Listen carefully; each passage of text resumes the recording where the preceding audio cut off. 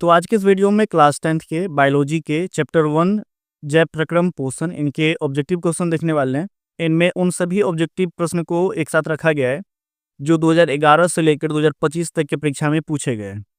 तो इनमें मैंने सिर्फ उन्हीं प्रश्न को ऐड किया है जो एग्जाम में पूछे गए हैं। हालांकि इस चैप्टर से अगर सवाल निकाला जाए तो काफ़ी सारे सवाल हैं, पर इस एग्जाम के अंदर जो भी सवाल पूछा गया है उन सभी को एक साथ यहाँ पे रख के इनका वीडियो देखते हैं और समझते हैं। तो अगर आप ये वीडियो देख रहे हैं तो आराम से अगर हो सके तो इनको अपने साथ कॉपी पे भी लिख लीजिएगा, जिनसे आपको एग्जाम में तैयारी करने में आसानी होगा। तो चलिए वीडियो को शुरू करते हैं। तो पहला सवाल है, पित्त रस का स्राव कहाँ से होता है? तो पित्त रस का जो स्राव होता है यानी कि पित्त रस जो है निकलता कहाँ से? यकृत से। ऑप्शन बी इसका सही है, यकृत, यानी कि इंग्लिश में इसको लीवर कहते हैं। ठीक है, लीवर। और यकृत जो है शरीर की सबसे बड़ी ग्रंथि है, ये याद रखिएगा। आपसे अगर पूछा जाए कि मानव शरीर की सबसे बड़ी ग्रंथि, तो आपका जवाब यही होगा कि शरीर की सबसे बड़ी ग्रंथि जो है वो है आपका लीवर यानी यकृत। ये भी आप याद रखिएगा। अगला सवाल देखते हैं, गोबर छत्ता है। तो गोबर छत्ता क्या है? ये एक मृतजीवी है, क्योंकि ये मरे हुए चीज़ों के ऊपर में उगता है। जैसे देखे होंगे कोई लकड़ी है, लकड़ी अगर सड़ गया तो उसके ऊपर आ जाता है, गोबर छत्ता उग जाता है। या फिर क्या कहते हैं, आपका कहीं घास फूस है वो सड़ गया तो उसके ऊपर आ जाता है। तो गोबर छत्ता क्या है कि मृतजीवी है। अगला है, कर्माकुंचन गति पाई जाती है। तो कर्माकुंचन गति कहाँ पाई जाती है ये आपको बताना है। तो इसका जो राइट आंसर है वो है ग्रास नली। कर्माकुंचन गति जो हमारा ग्रास नली होता है, तो जब उनमें भोजन जाता है तो जहाँ पे भोजन रहेगा वहाँ ज़्यादा मोटा हो जहाँ फैल जाएगा, और जहाँ पे नहीं रहेगा वहाँ पे सिकुड़ जाएगा। हालांकि ऐसा नहीं होगा, मान के चलिए ये ऐसा होगा। इसको एक एग्जाम्पल के तौर पे मान लीजिए यहाँ पे भोजन है, ठीक है, तो जहाँ पे भोजन रहेगा वहाँ पे फैल जाएगा, जहाँ पे नहीं रहेगा वहाँ पे ये नॉर्मल रहेगा। तो ये जो ऊपर से नीचे तक हमारा भोजन आता है ये किस गति से आता है? कर्माकुंचन, और ये ग्रासनली में होता है। अगला सवाल देखते हैं। सवाल नंबर 4 है हमारा, दूध से दही बनने में कौन सी अभिक्रिया होती है? तो दूध से जब दही बनता है तो इनमें जो अभिक्रिया होती है वो किण्वन का होता है। ऑप्शन बी इसका सही है। अगर आपसे कई बार पूछा जाए कि दही में कौन सा एसिड होता है, तो दही में होता है लैक्टिक एसिड। ठीक है, लैक्टिक अम्ल पाया जाता है दही में। और पूछा जाए कि दही में कौन सा बैक्टीरिया पाया जाता है, तो वो होगा आपका लैक्टोबैसिलस। लैक्टोबैसिलस। तो ये दो चीज़ आप याद रखिएगा। हालांकि यहाँ पे सवाल है कि दूध से दही बनने में कौन सी अभिक्रिया होती है, तो वो होता है किण्वन का। चलिए अगला देखते हैं, परजीवी पौधा का एक उदाहरण है। तो अभी इसमें आपको बताना है कि परजीवी जो पौधा है उसका उदाहरण है। परजीवी का मतलब समझते हैं, दूसरे जीव के ऊपर में रह के अपना पोषण प्राप्त करना। यानी कोई और जीव है, इसके जीव में कोई दूसरा जीव रह रहा है और वो अपना क्या प्राप्त कर रहा है? उससे पोषण। तो परजीवी में जो आपका यहाँ पे राइट आंसर है वो है अमरबेल। ये इसको अमर लत्ती भी हम लोग बोलते हैं। ये पीला कलर का एक लत्ती होता है जो पेड़ पौधा पे पाया जाता है। तो अमरलत्ती अपना जो पोषण प्राप्त करता है वो दूसरे पेड़ पौधा से प्राप्त करता है। हालांकि इसका और भी एग्जाम्पल हो सकता है परजीवी का, जैसे जूं हो सकता है जिसको हम लोग ढील कहते हैं, वो सर में रह के अपना पेट भरता है। इसी तरह से खटमल हो सकता है, मच्छर हो सकता है। नहीं, इसके अलावा एग्जाम्पल में और हम क्या ले सकते हैं? देखते होंगे कुत्ता को या फिर गाय वगैरह को जो शरीर में होता है, वो जो कीड़ा होता है उनको भी हम लोग परजीवी में गिनते हैं। अगला सवाल है, दांत का कठोरतम भाग है। तो दांत का कठोरतम भाग क्या है वो आपको बताना है। तो इनामेल होता है। ऑप्शन बी इसका सही है। अगला सवाल देखते हैं, सवाल नंबर 7। ये है, रंध्र के छिद्र घिरे रहते हैं। तो रंध्र का जो छिद्र होता है वो गार्ड कोशिका से घिरा होता है। अब ये गार्ड कोशिका क्या होता है? ऐसा समझो कि रंध्र को बंद और खोलने का ये काम करता है। एक तरह से उनके लिए गेट का काम करता है। जो हमारा दरवाजा होता है ये रंध्र का दरवाजा का काम करता है, उसको खोलने और बंद करने का, ताकि गैस जो है इससे ऑक्सीजन और कार्बन डाइऑक्साइड और वाष्पोत्सर्जन का जो प्रक्रिया है H2O ये वाष्प के रूप में होता है, तो ये इसका आदान प्रदान हो सके वो गार्ड कोशिका नियंत्रित करती है। अगला है, किस रंग की प्रकाश की किरण प्रकाश संश्लेषण के लिए ज़्यादा प्रभावी होता है? तो जो क्वेश्चन नंबर आपका 8 है इसका राइट आंसर होगा लाल। ऑप्शन डी इसका सही है। अगला देखते हैं, हालांकि प्रकाश में तो आप लोग देखते होंगे कि श्वेत किरण होता है, पर वो 7 किरण का मिश्रण होता है, ये फिजिक्स में पढ़ेंगे। अगला है स्टार्च की उपस्थिति जांच करने के लिए किस विलयन का उपयोग करते हैं। तो स्टार्च की उपस्थिति जांचने के लिए किस विलयन का उपयोग करते हैं, तो करते हैं आयोडीन का। ऑप्शन ए इसका सही है। अगला है प्रकाश संश्लेषण की जांच के लिए क्या जरूरी है। इनमें 4 ऑप्शन है आपके। प्रकाश संश्लेषण की जांच के लिए क्या जरूरी है, तो इसका जो राइट आंसर है आपका वो है सी, ए और बी दोनों, मतलब प्रकाश के गुण और प्रकाश की मात्रा। अगला देखते हैं, रंध्र मुख्यतः पाए जाते हैं। तो रंध्र कहाँ पाया जाता है, ये सिंपल है, ये पाया जाता है पत्तियों में। ऑप्शन बी इसका सही है। अगला है कृमि रूप परिशेषिका किसका हिस्सा है। तो इसका जो राइट आंसर है आपका वो है आपका आहार नाल का। ऑप्शन ए इसका सही है। अगला देखते हैं, प्रकाश संश्लेषण की प्रकाश अभिक्रिया होती है।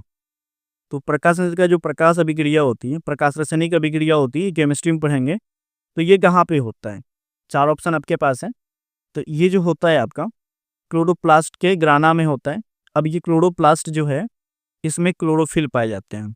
9th के में सेल जब पढ़े होंगे तो वहाँ पढ़े होंगे कि 3 तरह के लवक होते हैं या 3 तरह के प्लास्टिड होते हैं, क्लोरोप्लास्ट, क्रोमोप्लास्ट, ठीक है, इस तरह से पढ़े होंगे, और ल्यूकोप्लास्ट।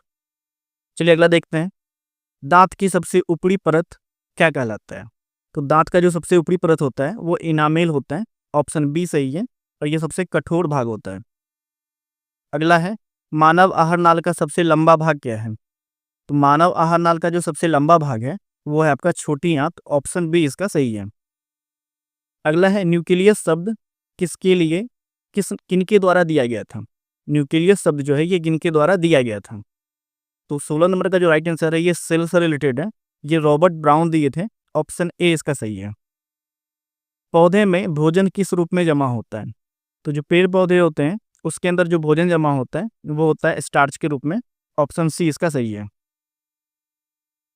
पौधे और पशुओं की कोशिकाओं का वैज्ञानिक अध्ययन क्या कहलाता है। पौधे और पशुओं के कोशिका का जो अध्ययन होता है तो वो वैज्ञानिक अध्ययन क्या कहलाता है। तो इसका जो सही आंसर है कोशिका विज्ञान। ऑप्शन बी इसका सही है। नॉर्मली कोशिका के अध्ययन को क्या बोलते हैं, कोशिका विज्ञान कहते हैं। अगला है, पित्तरस कहाँ से स्रावित होता है। ये क्वेश्चन रिपीटेड है। तो पित्तरस कहाँ से होता है, यकृत से होता है, यानी लीवर से होता है। अगला सवाल देखते हैं, ट्रिप्सिन एंजाइम का कार्य क्या है। ट्रिप्सिन एंजाइम का क्या काम है। तो इसका जो राइट आंसर है आपका प्रोटीन का पाचन। अगला प्रश्न है, मुखगुहा में आहार का कौन सा भाग पचता है। तो जो हमारे मुंह होते हैं उसमें आहार का कौन सा भाग पचता है। तो इसका जो राइट आंसर है आपका बी, कार्बोहाइड्रेट। अगला देखते हैं, निम्न में स्वपोषी कौन सा है। इनमें स्वपोषी जो जीव है वो है हरे पौधे, क्योंकि हरे पौधे खुद से अपना भोजन बनाते हैं। स्वपोषी पोषण के लिए आवश्यक है पर्णहरित, सूर्य का प्रकाश, कार्बन डाइऑक्साइड, इनमें से सभी। तो इनमें से सभी इनके लिए जरूरी है। पर्णहरित हिंदी में कहेंगे इसको, और भाषा में बोलते हैं क्लोरोफिल।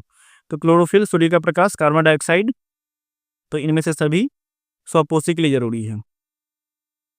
अगला प्रश्न है, किसकी उपस्थिति के कारण पौधे का रंग हरा होता है। तो इसका जो राइट आंसर है आपका ऑप्शन ए, क्लोरोफिल की उपस्थिति के कारण पौधे का रंग क्या होता है, हरा होता है।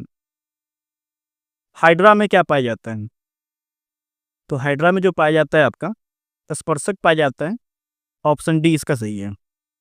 ग्लूकोज का रासायनिक सूत्र क्या होता है। तो ग्लूकोज का रासायनिक सूत्र होता है C6H12O6। ऑप्शन सी इसका सही है।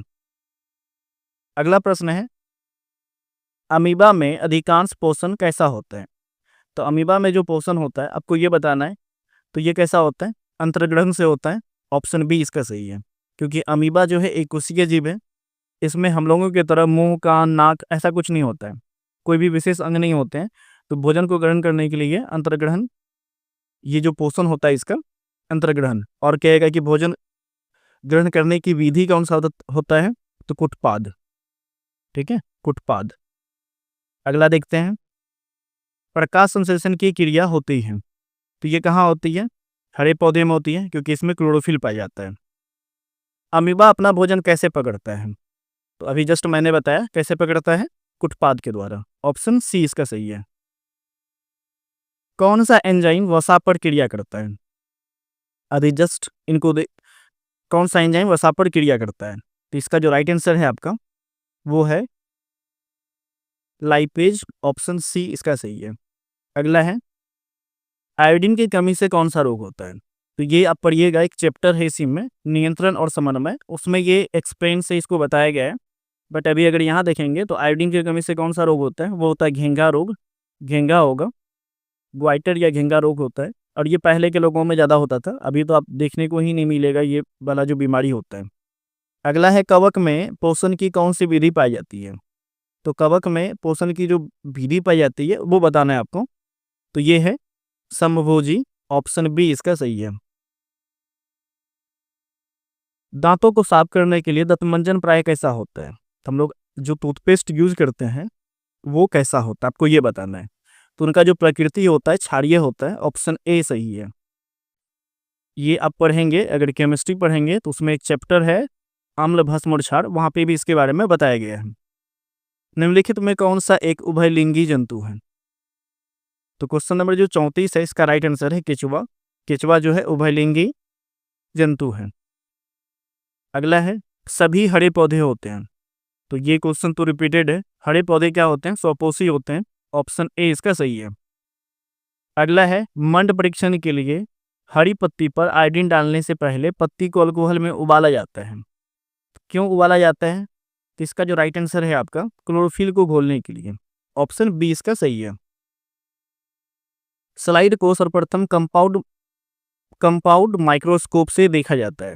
तो कितने एक्स पे देखा जाता है? 5x, 10x, 25x या 45x? तो इसका जो राइट आंसर है आपका वो है 10x पे। ऑप्शन बी इसका सही है। अगला सवाल देखते हैं। एक वयस्क मनुष्य के मुंह में कितने दांत होते हैं? एक वयस्क मनुष्य के मुंह में कितने दांत होते हैं? ये काफी इजी सवाल है।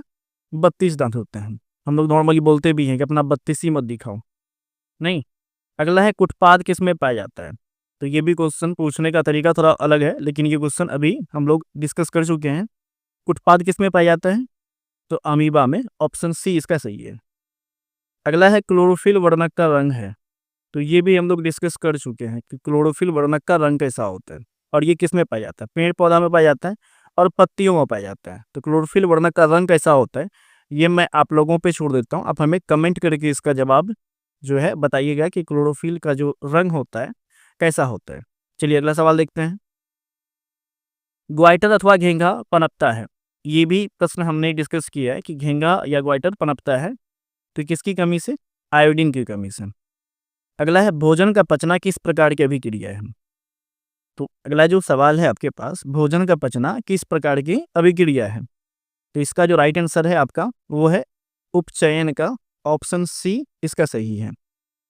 अगला है प्रकाश संश्लेषण क्रिया में ऑक्सीजन बाहर निकलता है। नहीं, प्रकाशन की प्रक्रिया में ऑक्सीजन बाहर निकलता है तो किससे निकलता है? जल से, कार्बन डाइऑक्साइड से, ग्लूकोज से या डिक्टियोजम से? तो इसका जो राइट आंसर है आपका वो है जल से। ऑप्शन ए इसका सही है।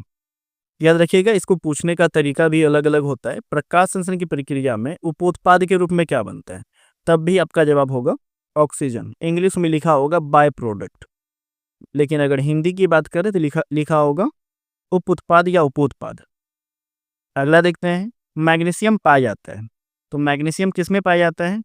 तो क्लोरोफिल में पाया जाता है। ऑप्शन ए इसका सही है। प्रकृति में ऑक्सीजन का संतुलन कैसे बना रहता है? तो जो प्रकृति में हमें ऑक्सीजन मिल रहा है ये कैसे इसका बैलेंस अभी तक है? तो वो होता है प्रकाश संश्लेषण से। क्योंकि मनुष्य क्या करता है? मनुष्य क्या छोड़ता है? कार्बन डाइऑक्साइड छोड़ता है।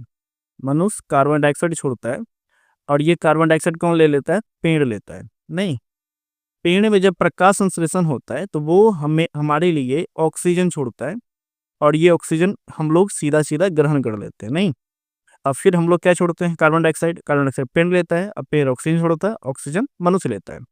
तो ऑक्सीजन का संतुलन किसके कारण होता है? प्रकाश संश्लेषण के कारण, या कह सकते हैं पेड़ पौधा के कारण। बट यहाँ पे प्रकाश संश्लेषण है तो इसका जवाब यही होगा। अगला जीवन की एक महत्वपूर्ण विशेषता है। तो जीवन की महत्वपूर्ण विशेषता क्या है?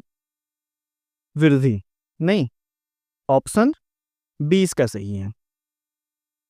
अगला है स्वपोषी पोषण होता है, तो ये भी काफी ज्यादा रिपीटेड क्वेश्चन हो गया।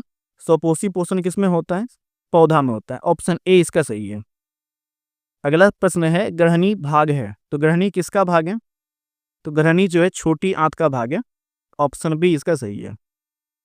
अगला है प्रकाश संश्लेषण होता है, तो प्रकाश संश्लेषण कब होता है ये बताना है आपको। तो प्रकाश संश्लेषण के लिए अभी हमने पढ़ा है कि इसके लिए 4 चीज जरूरी होता है, नहीं, एक तो आपका होता है कार्बन डाइऑक्साइड जरूरी, दूसरा होता है सूर्य प्रकाश, क्योंकि सूर्य प्रकाश ये प्रकाश रासायनिक अभिक्रिया है, तो सूर्य प्रकाश, इनके बाद H2O और इसके बाद क्लोरोफिल। ये 4 चीज प्रकाश संश्लेषण के लिए जरूरी है या स्वपोषी पोषण के लिए जरूरी है। तो अब आप ये बताइए प्रकाश संश्लेषण होने के लिए ये कार्बन डाइऑक्साइड तो रात में भी मिल सकता है, जल भी रात में, क्लोरोफिल तो उसके पास है ही, लेकिन सूर्य प्रकाश कब मिलेगा उसको? दिन में या रात में? तो ऑप्शन ए सही है, प्रकाश संश्लेषण दिन में होता है। अगला है मृत जीवी का उदाहरण है, नहीं, मृत जीवी इसमें कौन सा है उसका उदाहरण आपको बताना है। तो ये भी तो अभी देख चुके हैं आगे। मृत जीवी जो है गोबर छत्ता है, क्योंकि गोबर छत्ता जो मरे हुए चीजों के ऊपर में उगता है। पौधे में प्रकाश संश्लेषण का स्थान क्या है? तो पौधे में जो प्रकाश संश्लेषण होता है इसका स्थान क्या है? तो ये होता है क्लोरोप्लास्ट में। और क्लोरोप्लास्ट में क्यों होता है? क्योंकि इसके अंदर पाया जाता है क्लोरोफिल। अभी जस्ट हमने चर्चा किया कि क्लोरोफिल जरूरी है, तो क्लोरोफिल कहाँ होता है? क्लोरोप्लास्ट में। तो ऑप्शन बी इसका सही है। अगला है परिशेषिका हिस्सा है, तो ये भी हमने अभी ऊपर डिस्कस किया था। इसका राइट आंसर क्या होगा? इसका होगा आहार नाल का। ऑप्शन ए इसका सही है। अगला सवाल देखते हैं, क्षुद्रांत में स्थित रसांकुर का क्या कार्य है?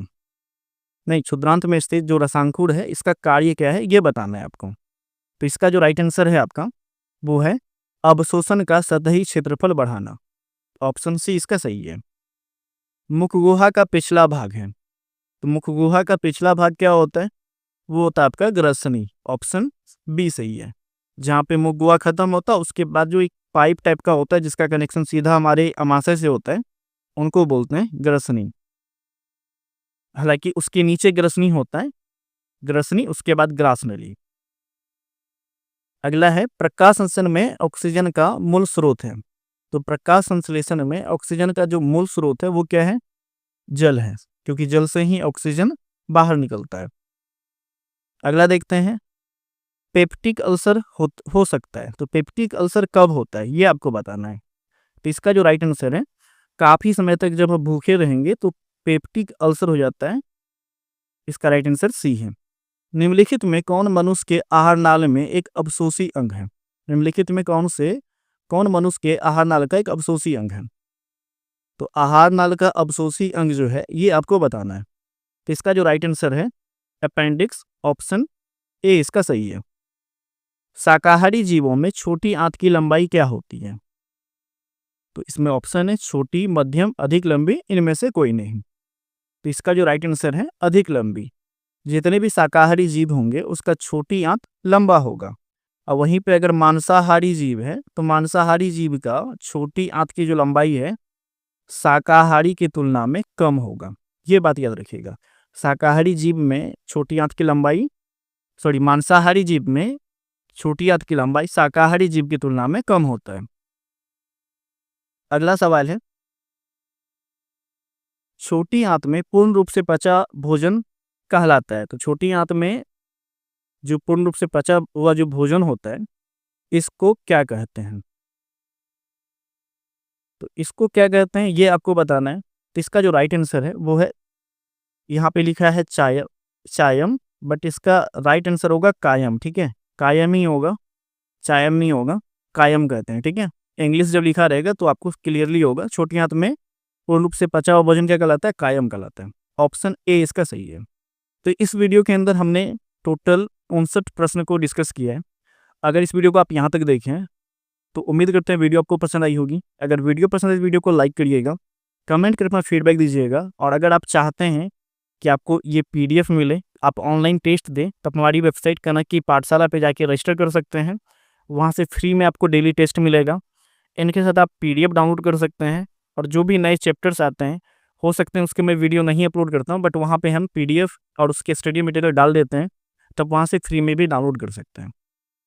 तो अगर आपने अभी तक हमारे चैनल को सब्सक्राइब नहीं किया है, तो चैनल को सब्सक्राइब कर लीजिएगा और इस वीडियो को अपने फ्रेंड्स के साथ भी शेयर करिएगा। तो मिलते हैं आपसे अगले वीडियो में। आज